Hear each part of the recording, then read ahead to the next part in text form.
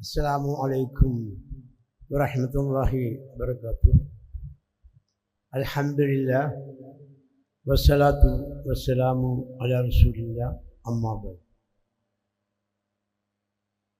ഈ സദസ്സിൻ്റെ അധ്യക്ഷൻ, വേദിയിലെയും മുമ്പിലിരിക്കുന്ന സദസ്സിലെയും ബഹുമാന്യരായ നേതാക്കളെ, പണ്ഡിതന്മാരെ, സുഹൃത്തുക്കളെ, വളരെ വൈകിയിരിക്കുകയാണ്. 4 മണിക്ക് ഈ പ്രോഗ്രാം അവസാനിപ്പിക്കണമെന്ന് നമ്മൾ ആഗ്രഹിക്കുന്നുണ്ട്. നിങ്ങൾ വിദ്യാർത്ഥികൾ കേരളത്തിൻ്റെ വിവിധ ഭാഗങ്ങളിൽ നിന്ന് വന്നവരായതുകൊണ്ട് ഏറ്റവും വേഗം നിങ്ങൾക്ക് തിരിച്ചു പോകാൻ ബദ്ധപ്പാടുകളും ധൃതിയും ചെയ്യുന്നത് കൊണ്ട് ഇത് നമ്മൾ പറഞ്ഞതുപോലെ അവസാനിപ്പിക്കണമെന്ന് ഞാനും ആഗ്രഹിക്കുകയാണ്. നമ്മളൊരു കാര്യം മനസ്സിലാക്കേണ്ടത്, നമ്മൾ ഭാവിയിലെ നമ്മുടെ ഇസ്ലാഹി പ്രസ്ഥാനത്തിൻ്റെ പണ്ഡിതന്മാരാണ്, പ്രബോധകരാണ്.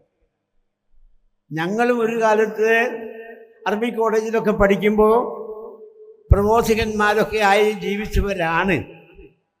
പക്ഷേ അന്നും ഇന്നും തമ്മിൽ എത്രയോ വ്യത്യാസമുണ്ട്.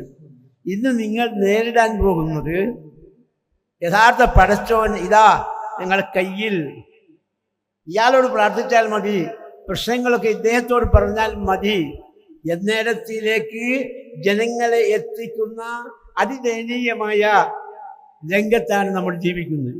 അപ്പം നമ്മൾ ലാ ഇലാഹ ഇല്ലല്ലാഹ് എന്ന ആദർശം വ്യക്തമായി പഠിക്കേണ്ടതുണ്ട്.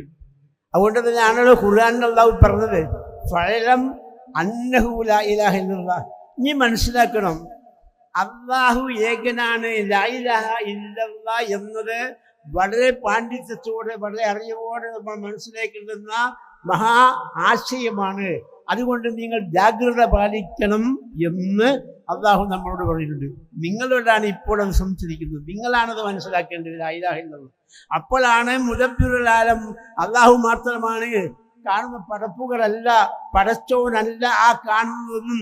യഥാർത്ഥ ഖാലിഖ്, യഥാർത്ഥ പഠിച്ചവൻ അല്ലാഹു തന്നെയാണെന്ന് പ്രബോധനം ശാസ്ത്രീയമായി നടത്തുന്നവരാണ് നിങ്ങൾ. നിങ്ങൾക്ക് എല്ലാവിധ അനുഗ്രഹങ്ങളും ഉണ്ടാകട്ടെ.